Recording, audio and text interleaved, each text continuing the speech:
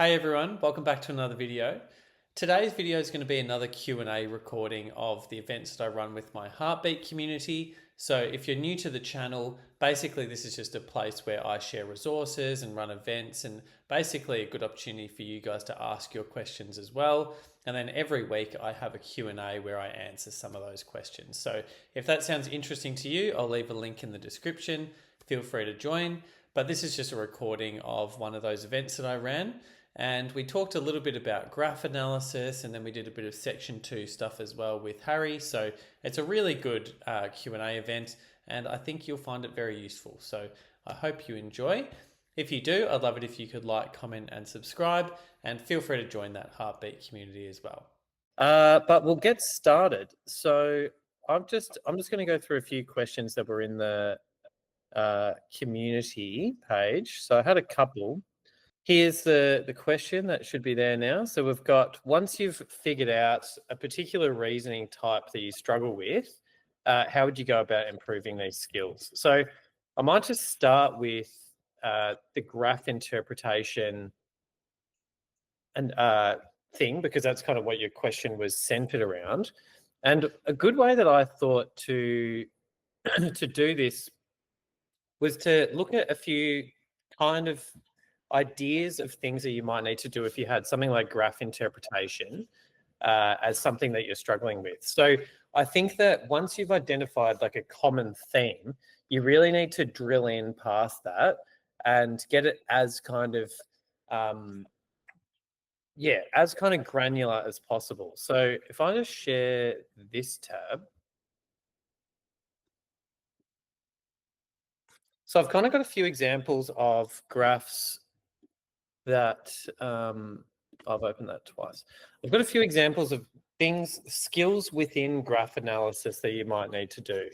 So these are just ones that came to mind. I've just kind of ripped off the ACER questions, but I didn't want to show the questions on the video. So this is one that I remember where they were talking about diapause of some flies or something like that. And basically diapause means a time when the flies weren't doing something. I think it's something to do with reproduction or whatever. But then, so this is quite a clear graph, right? But people, and myself included, get it wrong because the question asks something opposite. So the reason, so it might say how many flies were active at the 8th hour of the day in winter diapause or something like that. And instead of saying 100, which is where the graph goes up to, you actually need to say 0, because 0 are active if 100% are inactive.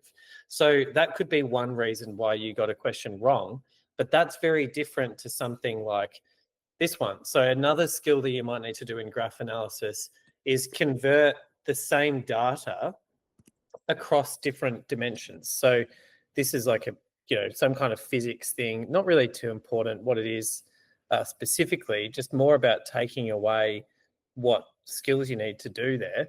So you could see, you might have a velocity versus time graph, and then you need to represent that as acceleration versus time. So that's a completely different skill. That's being able to translate data between different kind of axes and representing them differently, and just understanding the relationship between those variables.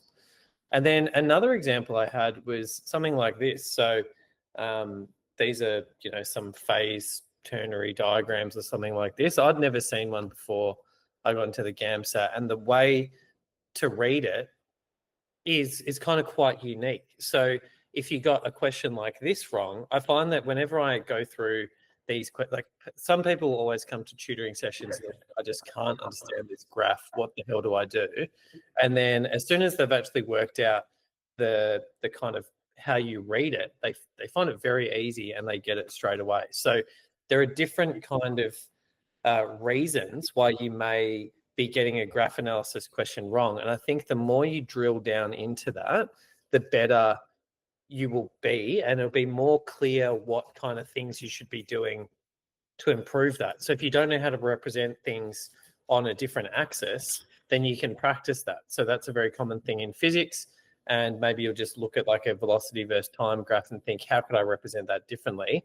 And that will help you for those kinds of questions. So I would say that it's very good identifying a theme, but if you can go past that and really start thinking about what are the skills required within that theme, that really is where all the money's made, I think. Kiara, I actually see that you're in the chat. What do you think about that? Was your question? Yeah, that kind of makes sense. I think, do you think you could like maybe explain for like some of the other ones that I listed, just like in general, how would you go about kind of building these skills for common like areas that you're getting stuck on? So like with graph analysis, for example, so with that, like I gave 3 examples there. So one was kind of not looking at the axes clearly. One was not being able to translate data from one graph to another. And one was not being able to read multi-dimensional graphs is how I would put that. So I think that's far more itemized than like I suck with graphs, because maybe you're getting 2 of them right and 1 of them wrong. So it's better to focus on that one. And I think, you know, once you have figured something like that out, there's a lot of resources out there about how like good approaches to take for those. Does that make sense? Yeah, no, that makes sense. And I think, you know, it's unfortunately, it feels like an ever-growing list of things, because you're kind of identifying a theme of things that you're getting wrong, and then you're drilling down more into that, and it just kind of comes up with more and more skills that you need to develop processes for. But that's the only way to kind of improve, I think. Cool. Did you have any follow-up from that, Kiara, or do you think that's happy with that one? No, that last bit was what I was kind of wondering about, like going and seeking out other resources that also test that particular skill. Definitely. So, you know, there are different areas where like multi-dimensional graphs are going to be more common, and then you can go and look at those resources. But I think as long as if you can identify the skill that you're trying to improve, you should be able to recognize if a resource is going to be relevant and helpful or not. All right. Harry, I might ask you one. Just I saw you write a quick answer, but maybe just, you know, just so I'm not speaking the whole time. Of course. There's a question on if it's okay to write fictional narrative essays in section 2. And you gave like a little brief response, but yeah, what do you think about that? What does that even mean to a non-section 2 guy? What does that mean? Yeah, I was actually giving some essay feedback for someone who like submitted an essay, and I was like, I couldn't think of the word, but it's like expository. That's like the type of essay you're taught to write in like high school. I guess like straight up like introduction, then a few body paragraphs, and then conclusion. That's just like the basic structure that you learn. If you take more of the approach that I can't remember who asked that question, but yeah, if you go like, you know, fictional or more creative, I guess you're just telling a story and responding to the quotes in a story format, or yeah, maybe it's some different narrative, or yeah, made up story, and I guess that's fine. It's not like impossible for someone to draw the link between the quotes, the ideas that you're trying to illustrate, and the perspective of the quotes to like a fictional essay, like a story, I guess, a creative response. So yeah, do I do it? No, but is it possible? Yes. My thing that I keep coming back to is you want to make sure that it's like replicable, you know. So if you're able to do that on the fly, I mean, props to you. I can't really do that unless I probably spend a bit of time thinking about it, you know, really craft it to suit the quotes. So yeah, I'm not sure if anyone in the chat or yeah, like in this Google Meet has any thoughts, or if they write creatively or like that style of like fictional. But I guess yeah, if anyone does, more than happy to hear from you, because it'd be interesting to see how you go about it. I just don't think it's replicable enough for me to dive into it, and I just know I can do better writing a normal essay but talking about different ideas to everyone else. You know what I mean? Yeah. If you are fictional, like, just like let me know. But yeah, I'll presume that everyone writes just like a normal like introduction, couple body paragraphs, and then conclusion. So yeah. I think it's hard to do anything. Sometimes, you know, the status quo is there for a reason. It just lends itself very well to things, and yeah, you can definitely do other styles, but you know, you don't need to always reinvent the wheel. Exactly. Most people under pressure will not write the best if that's not what they're used to. So if you get to game day and you haven't been doing creative essays for a long time, or a lot of, you know, experience in them, or thinking like that, it's going to be hard just to pull it out. So you may as well just do what you know, and then you can focus on the stuff that does matter, which is building ideas and your argument. That's what I would say. Yeah. Does anyone have any questions about that, or any other section 2 related questions? Doesn't have to be specifically about fictional versus expository style of writing.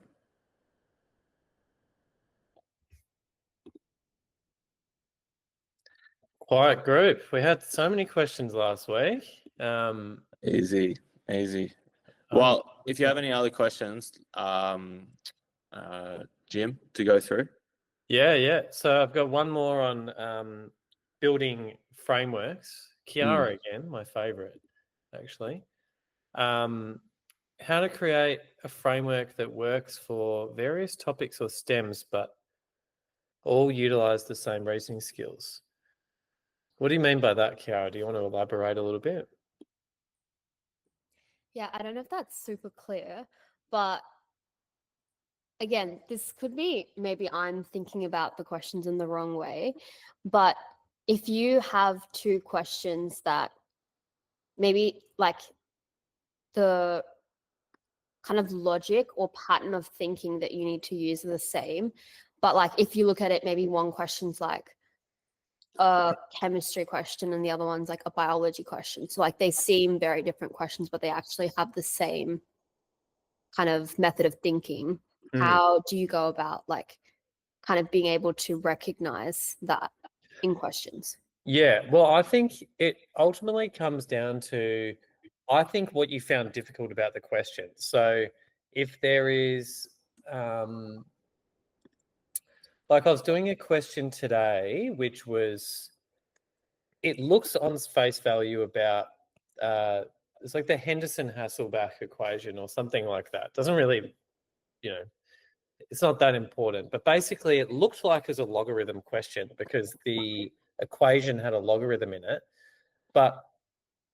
And I was saying to the guy that I was tutoring, well, he got the first one right. So there were multiple questions in the STEM, and the first one he got right, which was exactly the same as the second one. But in the second one, you also had to do some kind of calculation of the concentration because the volumes were different and the concentrations were different, which had changed from the first one. So when we worked through it, and he was kind of happy with that concept, he's like, "Oh, do you have any more questions like this?" And I said, "What do you mean by like questions like this?" He said, "Any logarithm questions?" And I said, "Well, that's not really why you got this question wrong. You got it wrong because you didn't quite understand moles and concentration and how you could kind of relate that back to the question." So I think, and then we kind of delved into a few more mole questions, and that ended up like, it kind of showed me that he's quite weak in understanding that concept. So I think that if you can group, again, it's kind of like, it's good to be general so you can get like enough questions within that basket, but then you got to somehow work out in quite a specific way what is actually required to get that question right. So, and the more specific you can get it, then the better it's going to be for actually developing something robust to different things, because you kind of know the general skills that you're going to need to do. So you know, an example that comes to mind, an easy one is something like just a calculation question. So if you see something with numbers in the answer, odds are you're probably going to need to calculate something, right? So that can be one of your frameworks, is that you need to calculate that. Now, within the calculation framework, what have you got? Well, you might need to do some unit conversion, you might need to do some index laws, might need to do some logarithms, you know, all those kind of math skills that I kind of push quite hard. So that kind of gives you you know, but then you don't have to just group them by calculation. You could actually just group them as their own separate thing, because when I think of like a logarithm question, I have an idea of the kinds of questions that might be asked within a logarithm question. I might have different questions that might be assessed in like a unit conversion question, if that makes sense. So I think it's helpful to group them quite generally, but then the more specific you get them, the better that will be in terms of actually creating like a process that you can go through every time and getting more of an idea of what questions will be asked there. Because I think if you have an idea of what things you might be doing, like as soon as you see a number, if you have a list of things that you already know roughly how to do that, then you're already looking to apply your skills that you know to that problem. I think that's a helpful way of thinking about it. So I think there's no like,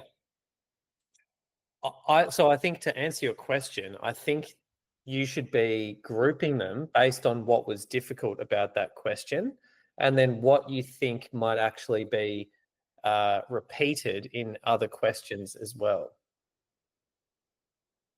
Yeah, so I guess that comes down to being like really specific with your reflections. Yeah.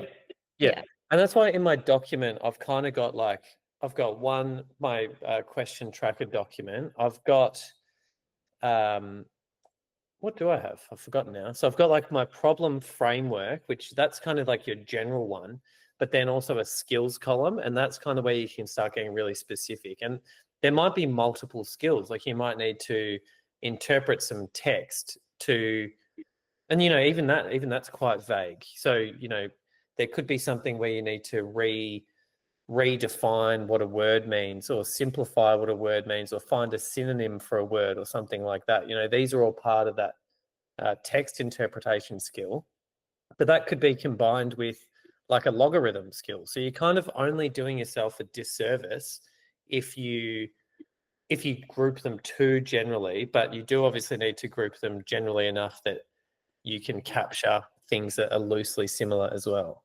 So it's a bit of it is kind of difficult, but I think if you focus on like the main thing that you found difficult about that question, that's generally quite a good way to group them, I think. Yeah, gotcha. Thank you. That's all right. And one more from the heartbeat. I'll just share that again. From Chris this time. Kind of a question, I guess, loosely about what resources to use to study, and then if you have once you've kind of got the practice questions, do you need to buy additional resources? And then there's a question about, is it a good idea to find a tutor for a session? Look, only if it's me. No, I think that ultimately, I think tutoring is a very unique decision, but I think a tutor should be just involved to steer you on the right track. Really, those who do well in the GAMSAT are those who take charge of their own, like their learning, and reflect on their mistakes. I think it's how people think about problem solving is a very unique thing. It can't really be taught. I think you can pick up little things from people, but if you go into tutoring thinking, I'll just rock up every week and I'll get a good score, that's not going to happen. So I think that tutoring should always be like a minor role in your education, and just kind of helping you get unstuck where you're getting stuck. And I think then it can be useful. And as for the resources, I think that what I was kind of talking about with Kiara's question about forming frameworks, that lends itself very well to this. So if you're going through your questions, you know, I said to Kiara, what did you find difficult? That can be the thing that you put as your like your grouping, I guess. If you find that there's some content you don't know, that's you know, that's part of your study. But I think the best way to find out what you need to study resource wise is through doing the questions and just thinking, what do I actually need to understand to get this right? So good examples like chemistry. If you see propanol or something like that and you don't know what that means, then that's obviously a knowledge gap that you need to fill. Do you need to buy additional resources for that? No. And I don't think there's many additional resources that you need to buy to get the level of learning, the level of understanding that you need for the GAMSAT concepts. I think they're generally quite simple. That's not to say things that are paid aren't going to be useful. There might be some helpful things out there. But yeah, for section 3, I don't think it's necessary. And I think the most important thing is that you're kind of taken by the questions. Look, guys, that's all the questions in the heartbeat. They've been very slack recently, considering the GAMSAT's coming up recently. Did anyone have any questions from here, from the chat?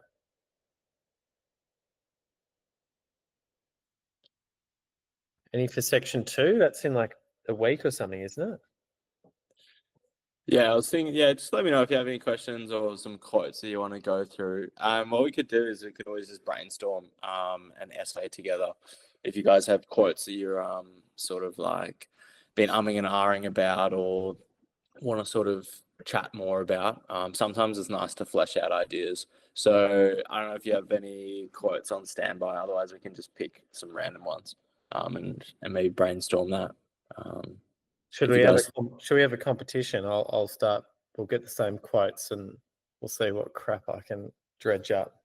Yeah, for sure. It won't be good. Yeah, if anyone else had any quotes, yeah, just shout them out or just pop them in the chat and we can, have a look.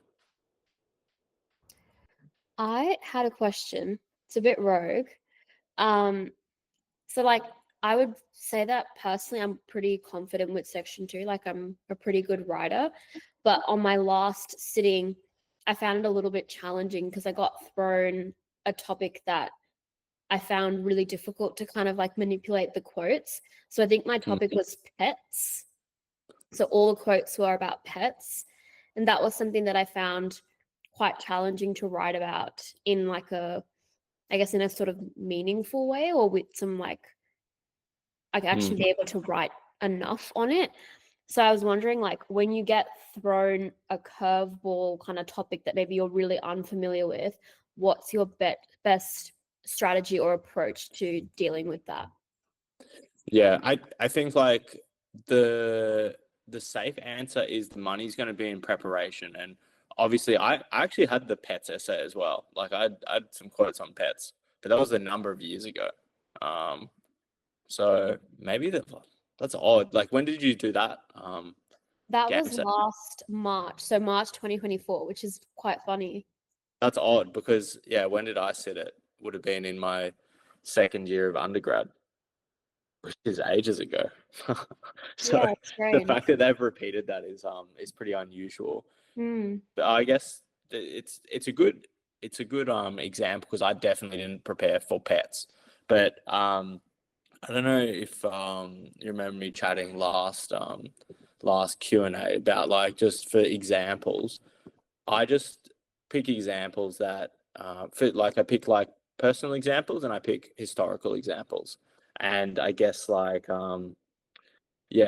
the thing that I wrote my pets essay was I had like a couple of personal examples that I tried to relate it back to. I had like a dog that I was pretty close to when I was like a kid. So the dog passing away was like meaningful for me. And then my grandpa passing away was meaningful to me. Those are my 3 personal examples. My dog dying, my grandpa passing away, and my parents splitting up. And I was like, they're pretty generic things that probably have happened to everyone. But I used like the facts that, like, my whole contention for that essay was that the death of my dog when I was younger almost prepared me for my grandpa's death in a way. So it's almost like pets were like a pseudo human experience that you could sort of slowly enter like the human emotional world or emotional realm in. So that was my whole thing. But like, I mean, coming up with that on the fly was pretty rogue. I just used personal examples that I had, like, not like made up, just like really, really examples that were like close to my heart, and then tried to write an essay on a unique perspective for that. In terms of like replicable, is it replicable or not?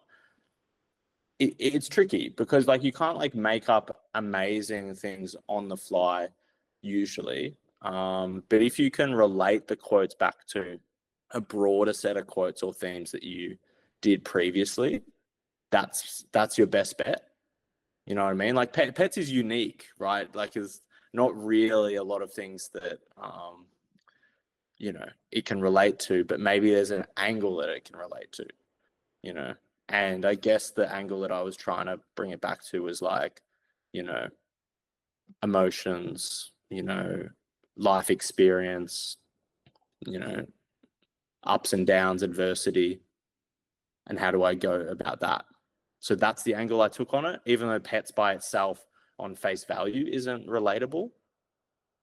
Does that make sense? Like, No, yeah, I totally get you. That was Yeah. actually kind of leading to my next question, which is like, how far do you think you can go with, like, I suppose, like, not deviating from the quotes, but because obviously, like, yeah, you did talk about like your dog passing away, but it's almost like the topic was more about grief in a way. So yeah. how much do you think that you can like merely just take inspiration from the quote and then like kind of deviate and maybe take a different angle on it? Pretty simple. Like, have you heard like people like saying like, does it pass the pub test? It's like when you're doing your taxes and they say like, does it pass the pub test? If someone like thinks, oh, that's a bit of BS, like it doesn't really relate, then you're probably going to have a hard time convincing the marker that it relates. But if you can make a really easy, link between the quotes and your essay, then have confidence, Yeah. You don't need to write on the quotes. They just need to be like a leap, like a lily pad. Yeah. You need a leapfrog from the quotes onto something that you want to talk about. That's the main thing. So as long as it's a leapfrog, that's fine. Okay, cool. That's a pretty vague answer, but I think if you just ask yourself, does it actually link, and be really completely honest with yourself, Yeah. 99% of the time, you're going to find a pretty clear link, Yeah. Yeah. What did you write about for pets, just out of interest? I think I talked about like something about like what my dog has taught me about like having to like learn to care for someone, like because I think I talked about how like I'm a younger sibling, so I've never really understood the concept of like having to learn to care for someone else. Yeah. Yeah, That but it seems was, like the same contention that I yeah, like wrote kind about. of. I was very thrown by the topic, so I was just like, this is all I've got. But that's fine. Like, I mean, I reckon that's a good angle, because the first thing I think when a topic like that comes out is, all right, what's the quotes about? What's the theme about? What's the general topic? Then what is everyone else going to say?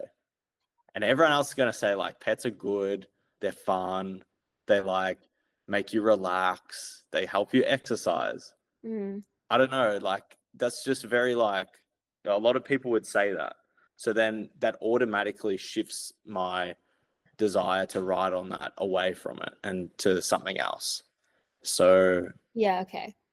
if you just, as I said, like, if you're like the last essay at night getting marked and you're the 10th or 20th essay in a row that's pets are good for exercise, I'm just going to give you a bad mark. But if you talk about something that's like, pets help me like teach me about grief and caring and familial responsibilities, Yeah. awesome. Like, I'm just reading that thinking, oh, that's so different. So like, that's so refreshing. So Yeah. Gotcha. that's very easy to stand out like that. I should get to the questions in the chat, right? There was some people that. Yeah. Thank Not you. really, just if we're going to do like a brainstorming just on conspiracy theories. Oh yeah. I've made a couple of quotes that kind of seem related to that. There wasn't one on conspiracy theory specifically, but I found government, so maybe we could do government. What do you think? Did Yeah. anyone have any other questions?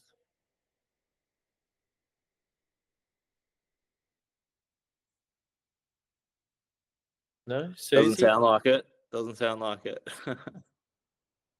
No, all right. Well, yeah. Do you want to do that? We like brainstorm Yeah. quickly. Yeah, for sure. Our brainstorming is the best thing. I reckon for section 2, brainstorm like heaps and heaps of essays. If you're confident with writing, don't worry about writing too much. Although it's good practice, but just brainstorm away. As you said, the most common question people ask is, how do I stand out with ideas? Yeah. The answer is get more ideas and Yeah, I test think yourself on the fly, I think most people's writing ability is decent enough to get a good score. That's the key point. Good enough. Yeah. The Yeah. ticking point is the logic building, the argument base. I always think, how am I going to win an argument against my sibling? And because I practice arguing against my siblings a lot of the time, it makes you a good essay writer, I think. Okay. All right. Well, let's get these quotes going. So, the closest I could get to conspiracy theories, I think that should be big enough. Oops. Oh yeah, nice. Maybe let's just translate these quotes. So maybe give you a minute to have a read, and maybe we can have some interaction. Maybe if you want to shout out what it actually means, then we can go from there. Yeah, let's do that. Sounds good. You're the section 2 guy. I'll follow your lead. Yeah. Okay. I'll just give you like another 30 seconds, have a read through things, and then we can go through one by one. I think the first thing is translating whatever this, gibberish is into actual like English you can understand, because they make it all fancy quotes and you just need to decode that. So I always like to translate it.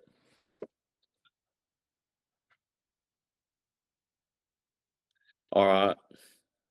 Why don't we go through? I think Danny was the last person to join. Why don't you give us what question 1 means, or what your interpretation of question 1? I hate doing this. I don't like getting picked on in a Zoom call, but Well, you No, can't rock up to be 30 honest, minutes late, yeah, my I bad. feel My really bad. guilty now.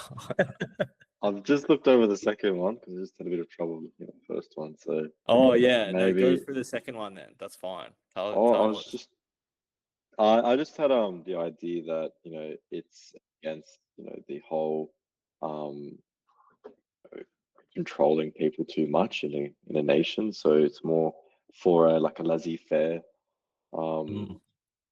government, more so than a controlling one. So that's what I had ideas. I think you're on the money. I actually just looking at that now, I'm just like, it's so true. So if you've ever cooked fish, you just don't want to do too much to it, like some steak. Just let it shine on its own. But yeah, that's very much what section what quote 2 is about. I think Ola put in the chat One equals law unto themselves. Yeah, a body of men holding themselves accountable to nobody ought not to be trusted by anybody. Yeah, exactly. So essentially, no law and order is bad. You know, you need to have sort of like a governing body or set of principles that you're able to be held accountable to, held responsible to. So essentially, no rule, no government is chaos, is what I get from that. All right. What about Susie? Do you want to tell me about quote 3? You can type or speak, I don't mind. Yeah, Susie's made herself a target by speaking in the chat before. Oh, has it? Good. Have I? Yeah. Hello. So number 3, you said, Harry? Yeah. There's no wrong answers, by the way. It's just whatever you want to think about it. So yeah, don't be afraid of like having a different opinion. Well, I don't know if it's right or wrong, but from what I'm getting from this quote is that, well, I think it's saying that from history, it's shown that even under the best forms of government, those in time have shown that it's gone into the wrong kind of direction, or they've been showing corruption or something like that, like perverted into tyranny. Yeah, exactly. Experience has shown that even under the best forms of government, those entrusted with power have in time and by slow operations perverted it into tyranny. Yeah. So yeah, Just a maybe classic power corrupts kind of thing. exactly. So how do we respond to that? You know, what's the answer? I don't know. A little bit of power, shared power, something like that. Tricky. Power to the people. Yeah.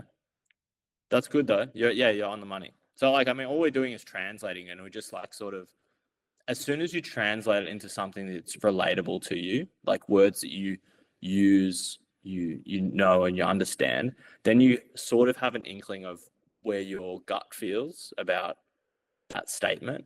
You're always like, oh, that's right, or that's like, oh, that's so wrong, you know. All right. What about Rachel? Do you want to give me your thoughts on quote 4? Hi.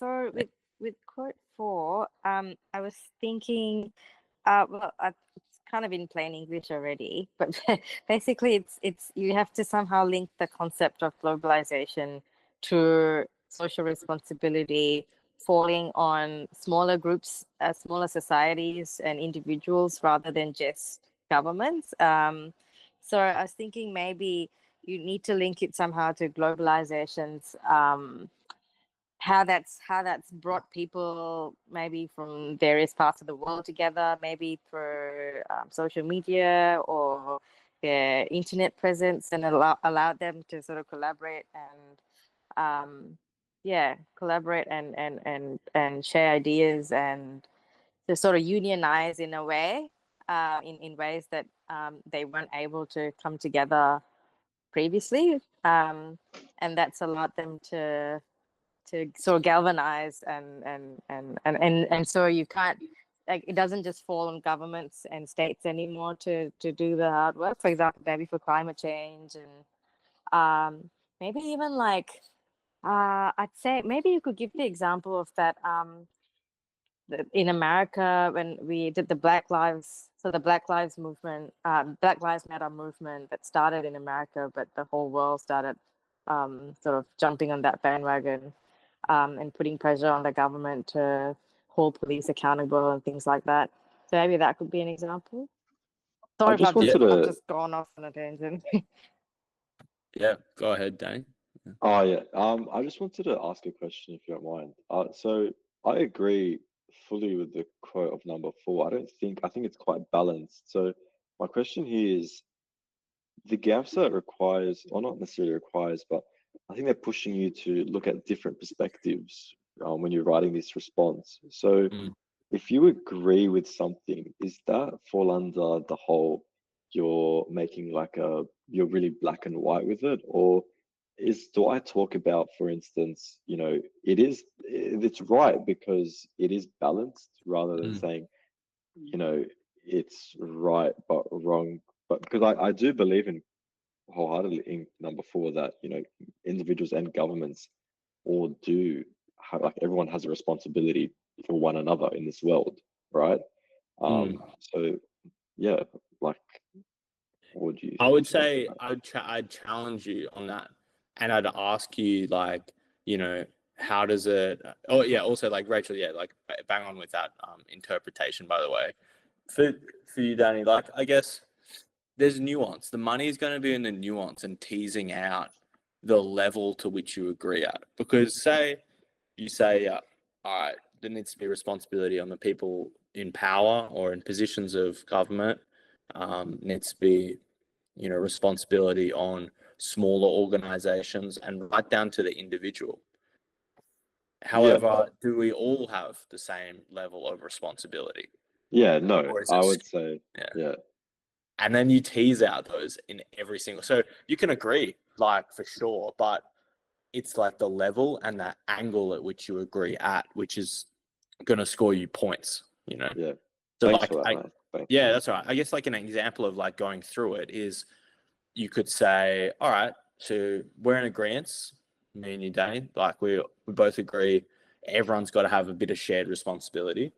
But then let's go a layer deeper and say, well, maybe government or people in positions of power, people with influence, it's the same way that people in the media have to hold themselves to a different standard that, say, me and you don't. Do you know what I mean?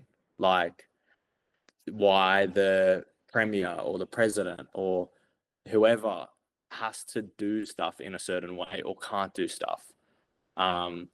They have people looking up to them, people who will make decisions because of what they do. So they have to hold themselves to a higher level, or almost have more responsibility. So then there's that aspect, the amount of responsibility you have.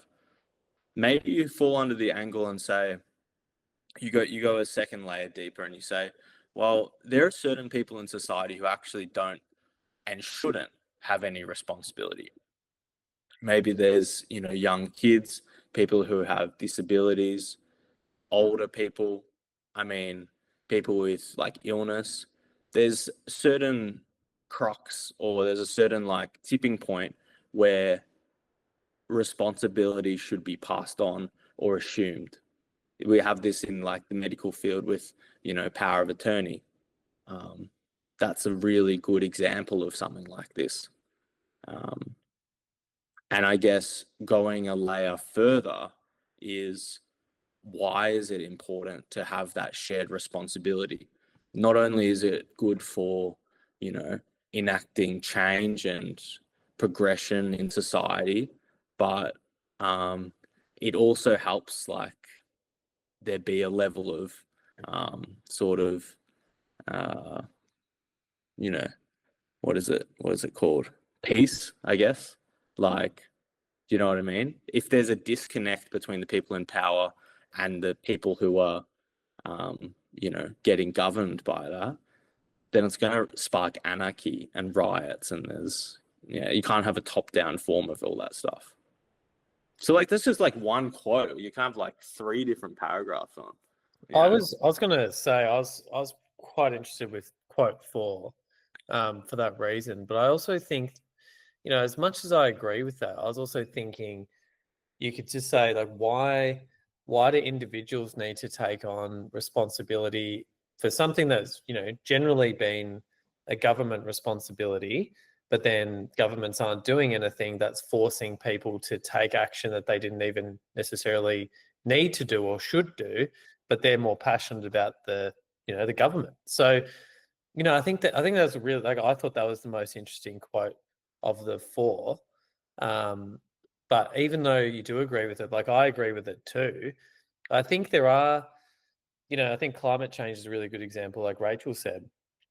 But why aren't governments doing more? Like, why is the responsibility falling down to people when that's not going to have as big a result? You know, like I think there's a lot of angles you can take on that, even if you do agree with it. Probably because of the money, I guess.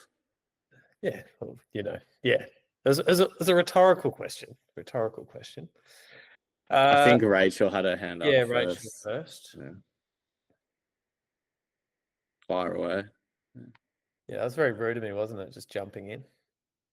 I know you didn't even raise your hand. Didn't even raise my hand. Is there a kick out of this Google Meet? I can't do Yeah, that. yeah, I can do it. Oh. All right, Rachel, fire Yeah. away. Thanks, guys, on the feedback for quote 4. I came up with 2 examples. One was the climate change one. I was thinking about all the climate litigation that's gone on since Greta Thunberg, I think, started that movement amongst the young people, and then it just sort of caught fire, and then all the young people. And I think in Australia there was this climate litigation thing that a bunch of young kids did as well. I think they were like like in school, and I think there were nuns who basically brought the action on their behalf. Anyway, it was this whole thing. So I thought that I could write about that. But then I also thought about the Black Lives Matter movement, and I think these 2 examples are quite different. Obviously, they're still about social responsibility, but they go in different directions. And I'm just wondering if I should write about both, or if I should just pick one and sort of build on that throughout the essay. Oh, I just pick one. And then like every time you think about an example, you shouldn't just relate it to one essay or one set of quotes. It should be applicable to like 10 or 15 different topics and slightly different angles on them. Do you know what I mean? Like, otherwise you put too much work into remembering all these examples. If you have an example for each set of essays, each set of themes and everything, I don't know. You can do it if you want. I just think it's too much work, and I'm lazy, so There was I'm a not lot going of to do that. themes, like even on this this page, there's heaps of themes. I don't know where it is now, but Yeah. yeah, I think it could be a lot. But you just practice. You look at a quote and say, well, a set of quotes, and be like, oh, how can I relate my example that I've chosen to those? So you end up maybe remembering 3 or 4 different examples max, if not less. So my advice would be pick one. The essay shouldn't be about the example. It should be used to illustrate your ideas about the topic, and the example aids it. Yeah. I wouldn't use more than like 2-3 sentences to talk about the example. Yeah, because otherwise it kind of goes in like different directions, and you haven't gone very deep into anything, have you? Yeah. Exactly. Okay, cool. You can tell me about climate change, but last time I checked, this theme isn't about climate change. So I want you to tell me about government, power, globalization, all that sort of stuff. That's more interesting and on topic. Yeah, cool. Thank you. Do you think you can do just one quote, or do you think you should try to incorporate more than one? Choose your own adventure. I like to write on all quotes. I like to group quotes and make them my body paragraphs and different angles of them. So yeah, that's my approach to it all. The quotes are there. They're free information. They're free people to chat to when you can't talk in the exam. So they're different opinions. You can bounce your own ideas off. I think it's free resource. Use them all, but up to you. If you can look at a quote and get a few paragraphs out, a few different ideas, then go right ahead. It's quite interesting. My angle was always, and I didn't do that well, so it's almost like maybe this probably isn't the best way to go, but I always just focused on one quote because I thought that would allow me to dig in a bit deeper into the idea. But I kind of think, when I hear everyone discussing them, in our discussion about quote 4, you even mentioned anarchy, right? And that's basically what we said was the first quote. So you can very easily tie them together, I think, if you if you're smart about it, which I probably wasn't. But c'est la vie.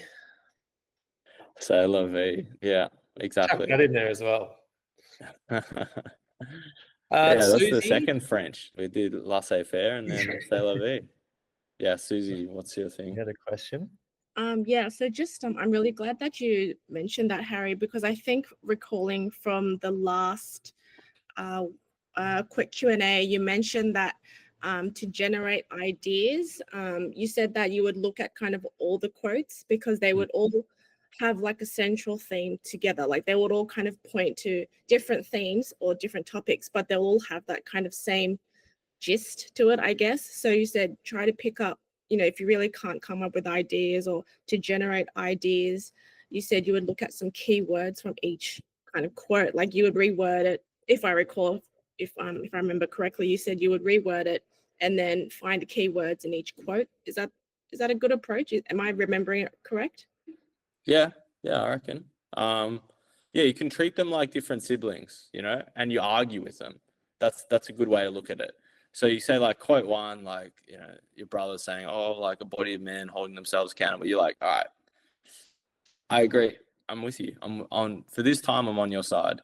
But then you might like look at number two and be like, oh, what are you talking about? You can just leave it alone. You don't have to respond to that. Or you might deal with them a bit later on. So they're all like everyone's at the dinner table talking about, some topic. It's pretty funky family dynamic when this is the stuff that's being brought out. You gotta make yourself laugh somehow. Yeah.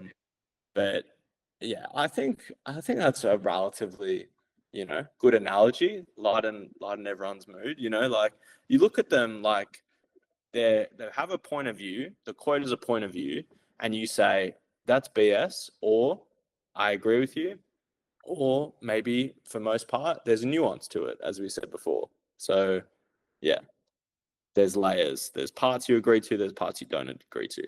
So yeah, I mean, I always pull it back. Like I wrote on all the quotes for my GAMSAT.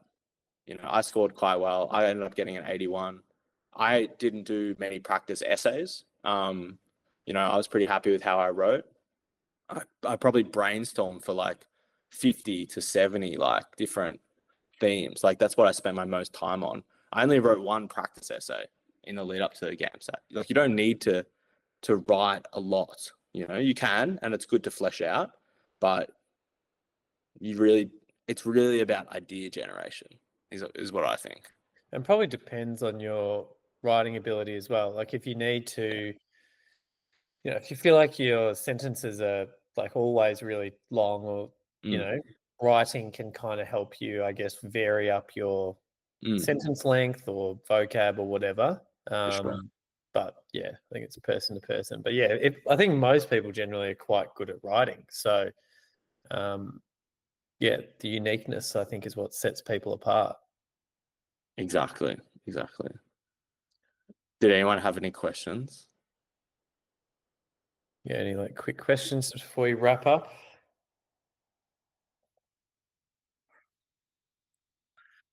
No, seems good. If you Oh, yeah. sorry. Yeah, go ahead, Rach. Harry, Yeah. you said you responded to all 4 quotes in your essay. So is that about like 1,000 words maybe?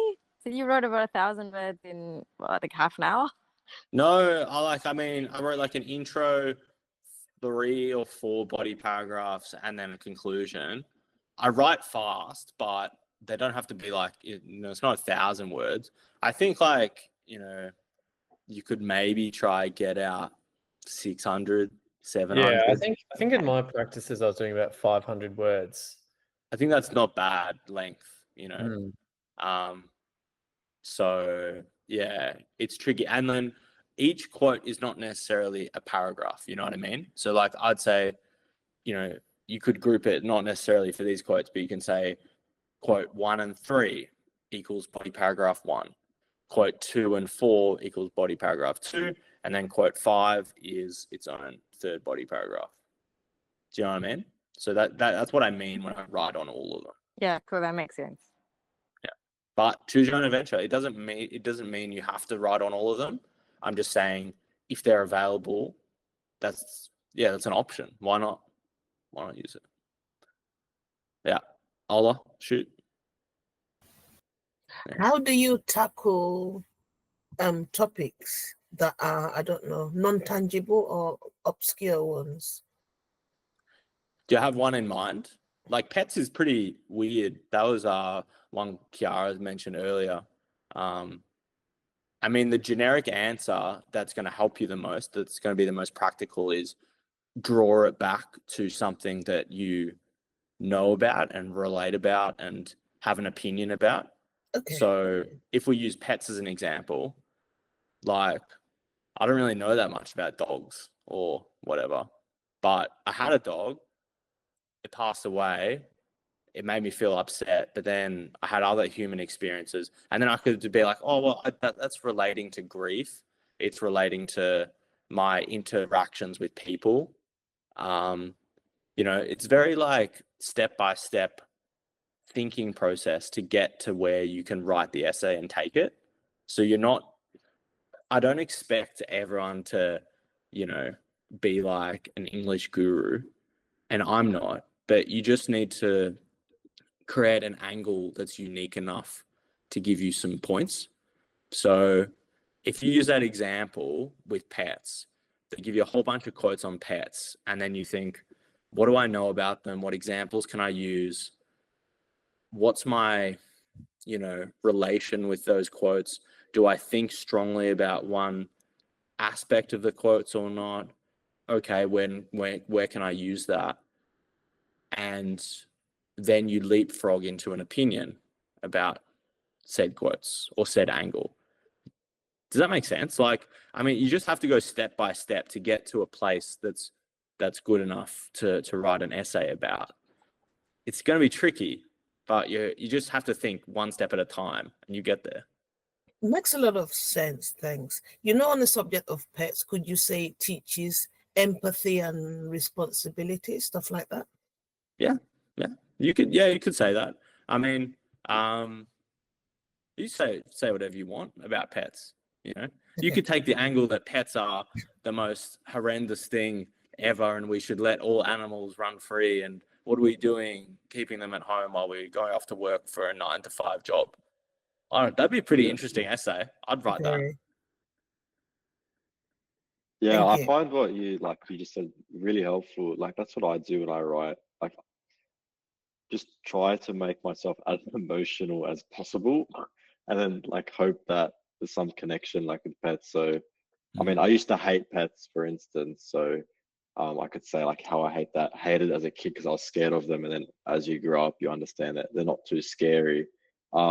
So you just try as well.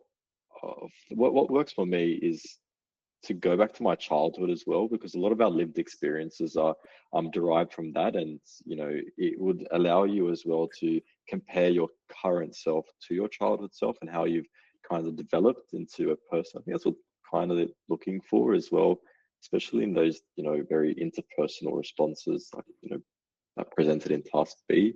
So yeah, I just try to get as emotional or like connect like you just said, Harry. So Yeah. I think that's No, probably that's the best piece of advice.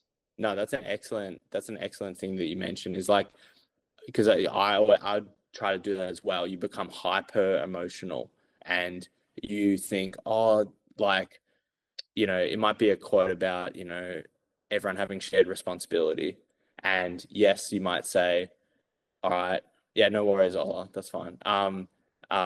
You might say, yeah, I agree with that, but then you're like, no, you need to win the argument. You need to like really like say why, like, and do you love it, or do you just like it, or do you hate it, or just dislike it?